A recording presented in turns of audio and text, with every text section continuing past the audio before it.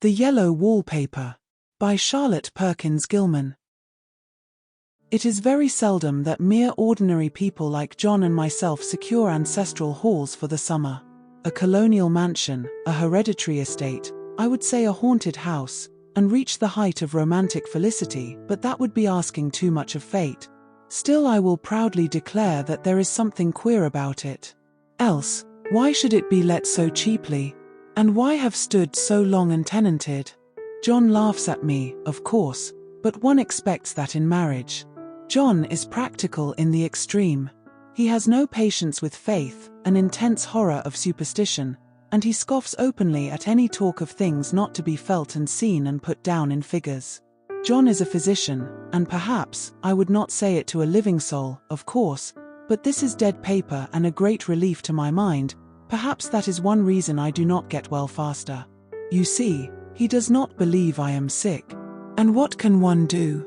If a physician of high standing, and one's own husband, assures friends and relatives that there is really nothing the matter with one but temporary nervous depression, a slight hysterical tendency, what is one to do?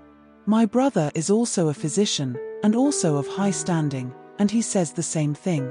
So I take phosphates or phosphites, whichever it is, and tonics, and journeys, and air, and exercise, and am absolutely forbidden to work until I am well again. Personally, I disagree with their ideas. Personally, I believe that congenial work, with excitement and change, would do me good. But what is one to do?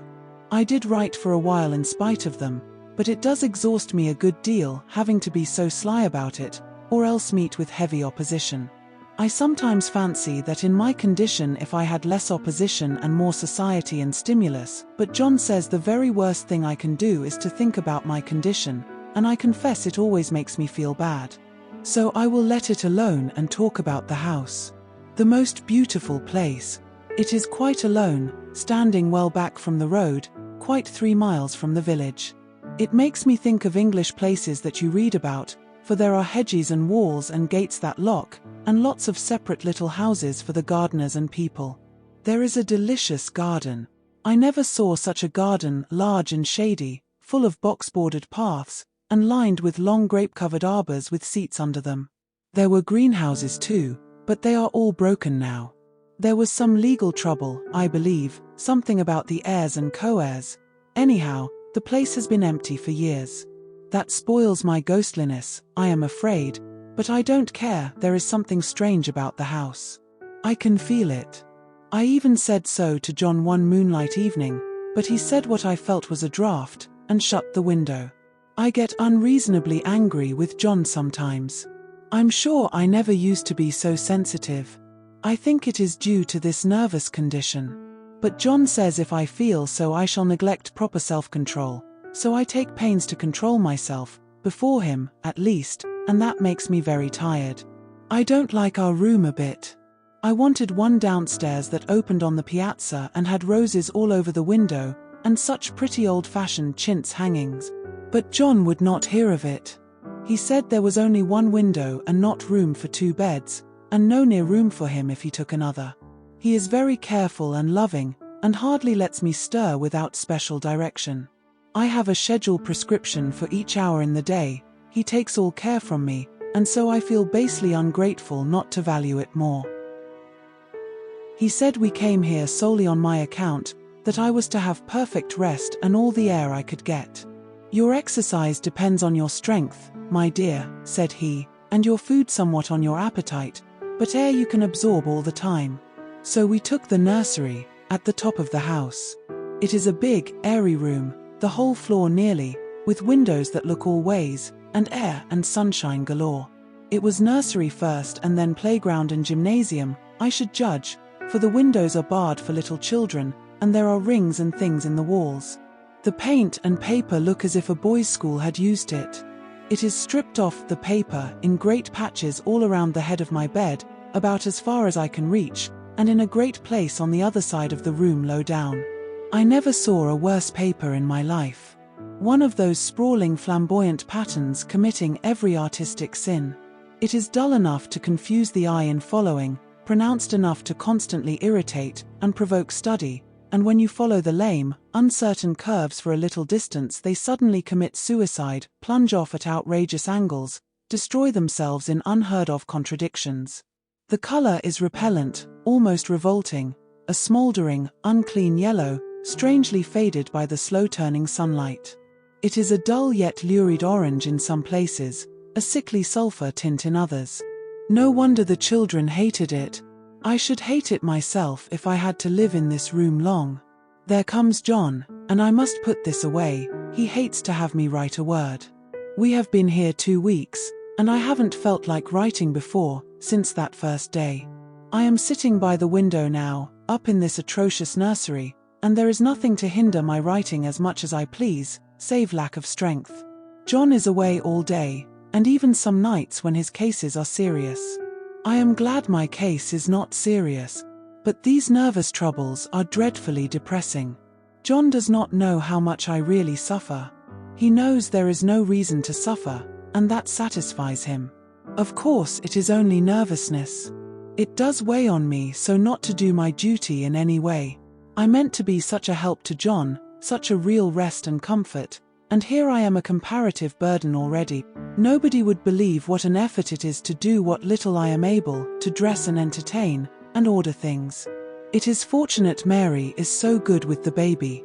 Such a dear baby, and yet I cannot be with him. It makes me so nervous. I suppose John never was nervous in his life. He laughs at me so about this wallpaper. At first he meant to repaper the room, but afterwards he said that I was letting it get the better of me, and that nothing was worse for a nervous patient than to give way to such fancies. He said that after the wallpaper was changed it would be the heavy bedstead, and then the barred windows, and then that gate at the head of the stairs, and so on. You know the place is doing you good, he said, and really, dear, I don't care to renovate the house just for a 3 months rental. Then do let us go downstairs, I said, there are such pretty rooms there. Then he took me in his arms and called me a blessed little goose, and said he would go down cellar if I wished, and have it whitewashed into the bargain. But he is right enough about the beds and windows and things. It is as airy and comfortable a room as anyone need wish, and, of course, I would not be so silly as to make him uncomfortable just for a whim. I'm really getting quite fond of the big room, all but that horrid paper. Out of one window I can see the garden, those mysterious deep-shaded arbors, the riotous old-fashioned flowers, and bushes and gnarly trees. Out of another I get a lovely view of the bay and a little private wharf belonging to the estate. There is a beautiful shaded lane that runs down there from the house. I always fancy I see people walking in these numerous paths and arbors, but John has cautioned me not to give way to fancy in the least. He says that with my imaginative power and habit of story-making, a nervous weakness like mine is sure to lead to all manner of excited fancies, and that I ought to use my will and good sense to check the tendency. So I try. I think sometimes that if I were only well enough to write a little it would relieve the press of ideas and rest me. But I find I get pretty tired when I try. It is so discouraging not to have any advice and companionship about my work. When I get really well, John says we will ask Cousin Henry and Julia down for a long visit, but he says he would as soon put fireworks in my pillowcase as to let me have those stimulating people about now. I wish I could get well faster, but I must not think about that. This paper looks to me as if it knew what a vicious influence it had. There is a recurrent spot where the pattern lolls like a broken neck and 2 bulbous eyes stare at you upside down. I get positively angry with the impertinence of it and the everlastingness. Up and down and sideways they crawl, and those absurd, unblinking eyes are everywhere. There is one place where 2 breadths didn't match, and the eyes go all up and down the line, one a little higher than the other. I never saw so much expression in an inanimate thing before, and we all know how much expression they have. I used to lie awake as a child and get more entertainment and terror out of blank walls and plain furniture than most children could find in a toy store. I remember what a kindly wink the knobs of our big old bureau used to have, and there was one chair that always seemed like a strong friend. I used to feel that if any of the other things looked too fierce, I could always hop into that chair and be safe. The furniture in this room is no worse than inharmonious, however, for we had to bring it all from downstairs. I suppose when this was used as a playroom they had to take the nursery things out, and no wonder. I never saw such ravages as the children have made here. The wallpaper, as I said before, is torn off in spots, and it sticketh closer than a brother. They must have had perseverance as well as hatred. Then the floor is scratched and gouged and splintered, the plaster itself is dug out here and there, and this great heavy bed, which is all we found in the room, looks as if it had been through the wars. But I don't mind it a bit, only the paper. There comes John's sister. Such a dear girl as she is, and so careful of me. I must not let her find me writing. She is a perfect and enthusiastic housekeeper, and hopes for no better profession. I verily believe she thinks it is the writing which made me sick, but I can write when she is out, and see her a long way off from these windows. There is one that commands the road, a lovely, shaded, winding road, and one that just looks off over the country. A lovely country, too, full of great elms and velvet meadows. This wallpaper has a kind of sub-pattern in a different shade, a particularly irritating one, for you can only see it in certain lights, and not clearly then. But in the places where it isn't faded, and where the sun is just so, I can see a strange, provoking, formless sort of figure that seems to sulk about behind that silly and conspicuous front design. There's Sister on the stairs. Well, the 4th of July is over. The people are gone and I am tired out. John thought it might do me good to see a little company, so we just had Mother and Nellie and the children down for a week. Of course I didn't do a thing. Jenny sees to everything now. But it tired me all the same. John says if I don't pick up faster he shall send me to Weir Mitchell in the fall. But I don't want to go there at all. I had a friend who was in his hands once, and she says he is just like John and my brother, only more so. Besides, it is such an undertaking to go so far. I don't feel as if it was worthwhile to turn my hand over for anything, and I'm getting dreadfully fretful and querulous. I cry at nothing, and cry most of the time. Of course I don't when John is here, or anybody else, but when I am alone. And I am alone a good deal just now. John is kept in town very often by serious cases, and Jenny is good and lets me alone when I want her to. So I walk a little in the garden or down that lovely lane, sit on the porch under the roses, and lie down up here a good deal. I'm getting really fond of the room in spite of the wallpaper. Perhaps because of the wallpaper. It dwells in my mind so. I lie here on this great immovable bed. It is nailed down, I believe, and follow that pattern about by the hour. It is as good as gymnastics, I assure you. I start, we'll say, at the bottom, down in the corner over there where it has not been touched, and I determine for the 1000th time that I will follow that pointless pattern to some sort of a conclusion. I know a little of the principle of design, and I know this thing was not arranged on any laws of radiation, or alternation, or repetition, or symmetry, or anything else that I ever heard of. It is repeated, of course, by the breadths, but not otherwise. Looked at in one way each breadth stands alone, the bloated curves and flourishes, a kind of debased Romanesque with delirium tremens, go waddling up and down in isolated columns of fatuity. But, on the other hand, they connect diagonally, and the sprawling outlines run off in great slanting waves of optic horror, like a lot of wallowing seaweeds in full chase. The whole thing goes horizontally, too, at least it seems so, and I exhaust myself in trying to distinguish the order of its going in that direction. They have used a horizontal breadth for a frieze, and that adds wonderfully to the confusion. There is one end of the room where it is almost intact, and there, when the crosslights fade and the low sun shines directly upon it, I can almost fancy radiation after all. The interminable grotesques seem to form around a common center and rush off in headlong plunges of equal distraction. It makes me tired to follow it. I will take a nap, I guess. I don't know why I should write this. I don't want to. I don't feel able. And I know John would think it absurd. But I must say what I feel and think in some way. It is such a relief. But the effort is getting to be greater than the relief. Half the time now I am awfully lazy, and lie down ever so much. John says I mustn't lose my strength, and has me take cod liver oil and lots of tonics and things, to say nothing of ale and wine and rare meat. Dear John. He loves me very dearly, and hates to have me sick.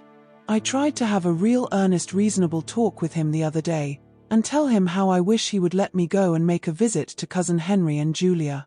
But he said I wasn't able to go, nor able to stand it after I got there, and I did not make out a very good case for myself, for I was crying before I had finished. It is getting to be a great effort for me to think straight. Just this nervous weakness, I suppose. And dear John gathered me up in his arms, and just carried me upstairs and laid me on the bed, and sat by me and read to me till it tired my head. He said I was his darling and his comfort and all he had, and that I must take care of myself for his sake, and keep well. He says no one but myself can help me out of it, that I must use my will and self-control and not let any silly fancies run away with me. There's one comfort, the baby is well and happy, and does not have to occupy this nursery with the horrid wallpaper. If we had not used it, that blessed child would have. What a fortunate escape! Why, I wouldn't have a child of mine, an impressionable little thing, live in such a room for worlds. I never thought of it before, but it is lucky that John kept me here after all.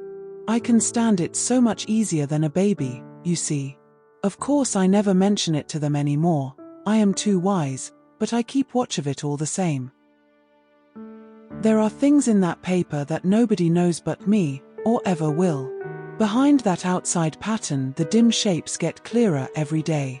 It is always the same shape, only very numerous. And it is like a woman stooping down and creeping about behind that pattern. I don't like it a bit. I begin to think I wish John would take me away from here. It is so hard to talk with John about my case, because he is so wise, and because he loves me so. But I tried it last night. It was moonlight. The moon shines in all around, just as the sun does. I hate to see it sometimes, it creeps so slowly, and always comes in by one window or another. John was asleep and I hated to waken him, so I kept still and watched the moonlight on that undulating wallpaper till I felt creepy. The faint figure behind seemed to shake the pattern, just as if she wanted to get out. I got up softly and went to feel and see if the paper did move, and when I came back John was awake. "What is it, little girl?" he said. "Don't go walking about like that, you'll get cold." I thought it was a good time to talk, so I told him that I really was not gaining here, and that I wished he would take me away. "Why, darling," said he, "our lease will be up in 3 weeks, and I can't see how to leave before. The repairs are not done at home, and I cannot possibly leave town just now. Of course if you were in any danger I could and would, but you really are better, dear, whether you can see it or not. I am a doctor, dear, and I know. You are gaining flesh and color, your appetite is better. I feel really much easier about you. I don't weigh a bit more," said I, "nor as much, and my appetite may be better in the evening, when you are here, but it is worse in the morning when you are away." "Bless her little heart," said he with a big hug, "she shall be as sick as she pleases. But now let's improve the shining hours by going to sleep, and talk about it in the morning." "And you won't go away?" I asked gloomily. "Why, how can I, dear? It is only 3 weeks more and then we will take a nice little trip of a few days while Jenny is getting the house ready." "Really, dear, you are better. Better in body perhaps," I began, and stopped short, for he sat up straight and looked at me with such a stern, reproachful look that I could not say another word. "My darling," said he, "I beg of you, for my sake and for our child's sake, as well as for your own, that you will never for one instant let that idea enter your mind. There is nothing so dangerous, so fascinating, to a temperament like yours. It is a false and foolish fancy. Can you not trust me as a physician when I tell you so?" So of course I said no more on that score, and we went to sleep before long.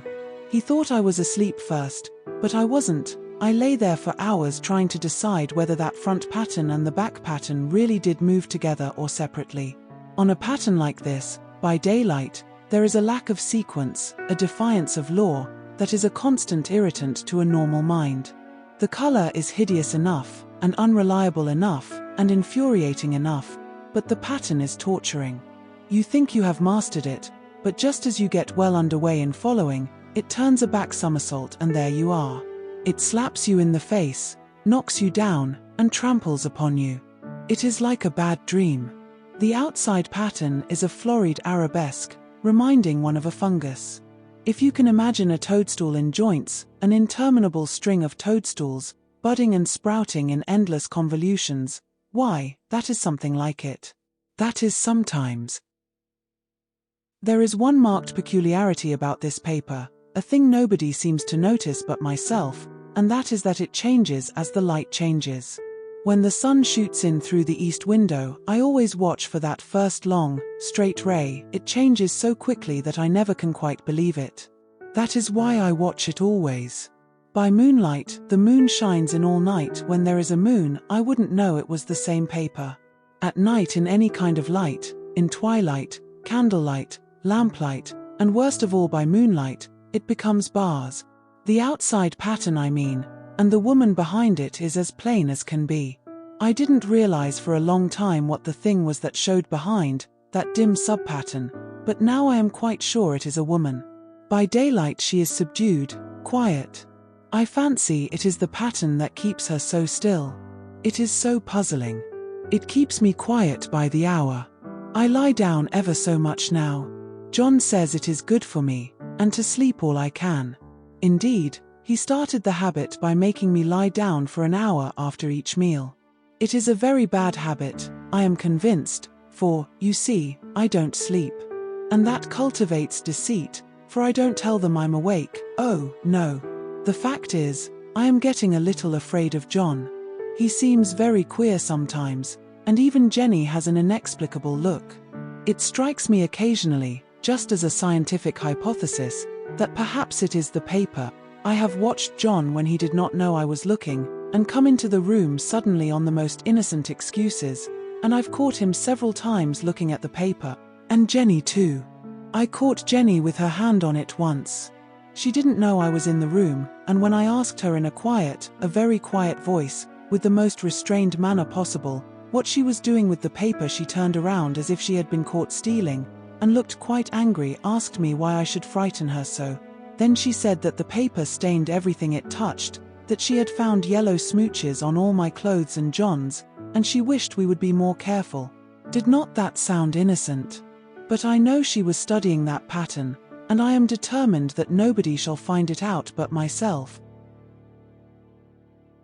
Life is very much more exciting now than it used to be. You see, I have something more to expect, to look forward to watch. I really do eat better, and am more quiet than I was. John is so pleased to see me improve. He laughed a little the other day, and said I seemed to be flourishing in spite of my wallpaper. I turned it off with a laugh. I had no intention of telling him it was because of the wallpaper. He would make fun of me. He might even want to take me away. I don't want to leave now until I have found it out.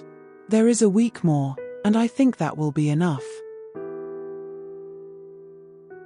I'm feeling ever so much better.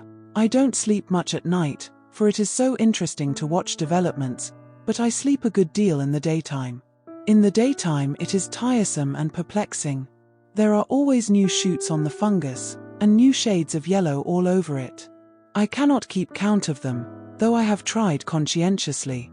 It is the strangest yellow, that wallpaper. It makes me think of all the yellow things I ever saw, not beautiful ones like buttercups, but old foul, bad yellow things. But there is something else about that paper, the smell. I noticed it the moment we came into the room, but with so much air and sun it was not bad. Now we have had a week of fog and rain, and whether the windows are open or not, the smell is here. It creeps all over the house. I find it hovering in the dining room, skulking in the parlor, hiding in the hall, lying in wait for me on the stairs. It gets into my hair. Even when I go to ride, if I turn my head suddenly and surprise it, there is that smell. Such a peculiar odor, too. I have spent hours in trying to analyze it, to find what it smelled like. It is not bad at first, and very gentle, but quite the subtlest, most enduring odor I ever met. In this damp weather it is awful. I wake up in the night and find it hanging over me. It used to disturb me at first. I thought seriously of burning the house to reach the smell. But now I am used to it. The only thing I can think of that it is like is the color of the paper, a yellow smell. There is a very funny mark on this wall, low down, near the mopboard. A streak that runs round the room. It goes behind every piece of furniture, except the bed, a long, straight, even smooch, as if it had been rubbed over and over. I wonder how it was done and who did it, and what they did it for.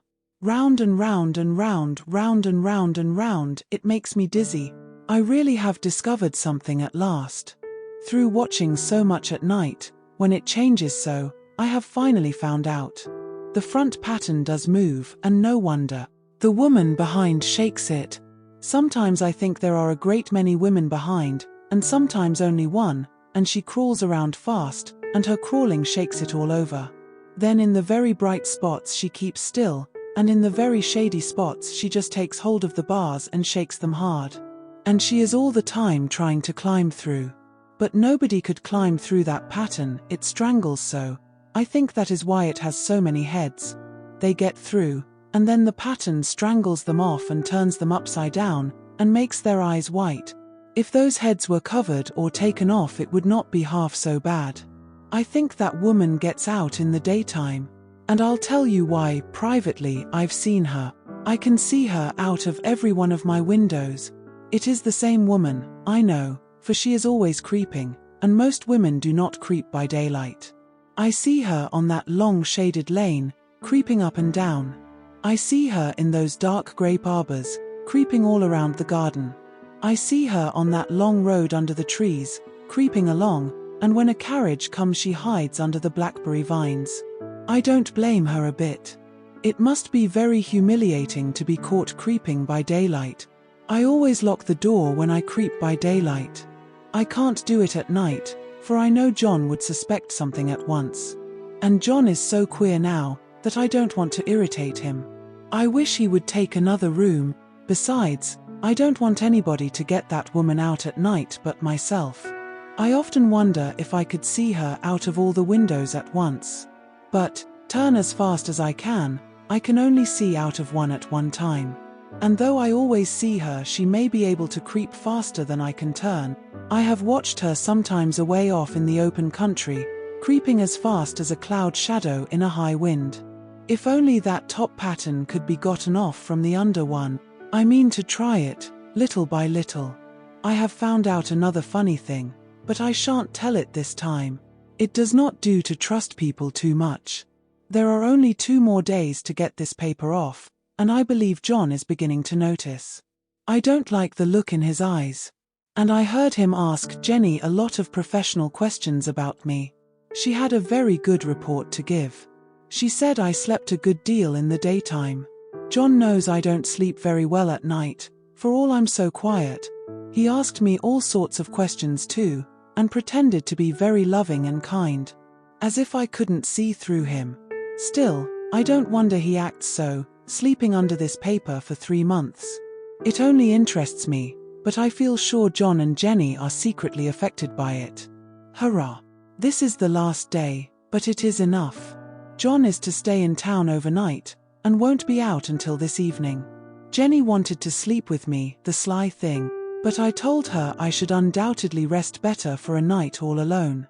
That was clever, for really I wasn't alone a bit. As soon as it was moonlight, and that poor thing began to crawl and shake the pattern, I got up and ran to help her. I pulled and she shook, I shook and she pulled, and before morning we had peeled off yards of that paper. A strip about as high as my head and half around the room. And then when the sun came and that awful pattern began to laugh at me, I declared I would finish it today. We go away tomorrow, and they are moving all my furniture down again to leave things as they were before. Jenny looked at the wall in amazement, but I told her merrily that I did it out of pure spite at the vicious thing. She laughed and said she wouldn't mind doing it herself, but I must not get tired. How she betrayed herself that time. But I am here, and no person touches this paper but me, not alive. She tried to get me out of the room, it was too patent. But I said it was so quiet and empty and clean now that I believed I would lie down again and sleep all I could, and not to wake me even for dinner I would call when I woke. So now she is gone, and the servants are gone, and the things are gone, and there is nothing left but that great bedstead nailed down, with the canvas mattress we found on it. We shall sleep downstairs tonight, and take the boat home tomorrow. I quite enjoy the room, now it is bare again. How those children did tear about here. This bedstead is fairly gnawed, but I must get to work. I have locked the door and thrown the key down into the front path.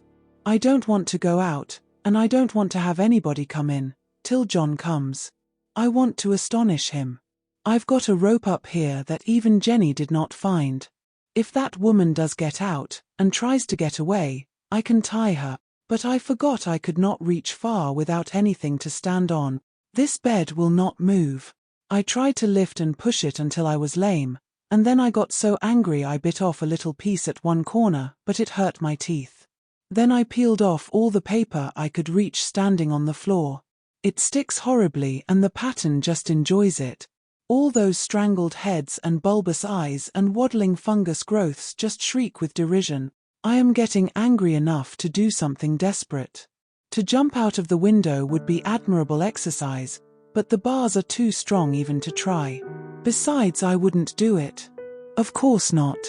I know well enough that a step like that is improper and might be misconstrued. I don't like to look out of the windows even, there are so many of those creeping women, and they creep so fast. I wonder if they all come out of that wallpaper as I did. But I am securely fastened now by my well-hidden rope, you don't get me out in the road there. I suppose I shall have to get back behind the pattern when it comes night, and that is hard. It is so pleasant to be out in this great room and creep around as I please. I don't want to go outside. I won't, even if Jenny asks me to. For outside you have to creep on the ground, and everything is green instead of yellow. But here I can creep smoothly on the floor, and my shoulder just fits in that long smooch around the wall, so I cannot lose my way. Why? There's John at the door. It is no use, young man, you can't open it. How he does call and pound. Now he's crying for an axe. It would be a shame to break down that beautiful door. John dear, said I in the gentlest voice, the key is down by the front steps, under a plantain leaf. That silenced him for a few moments. Then he said, very quietly indeed, open the door, my darling. I can't, said I, the key is down by the front door under a plantain leaf. And then I said it again, several times, very gently and slowly, and said it so often that he had to go and see, and he got it, of course, and came in. He stopped short by the door. What is the matter? He cried. For God's sake, what are you doing? I kept on creeping just the same, but I looked at him over my shoulder. I've got out at last, said I, in spite of you and Jane, and I've pulled off most of the paper, so you can't put me back. Now why should that man have fainted? But he did, and right across my path by the wall, so that I had to creep over him every time.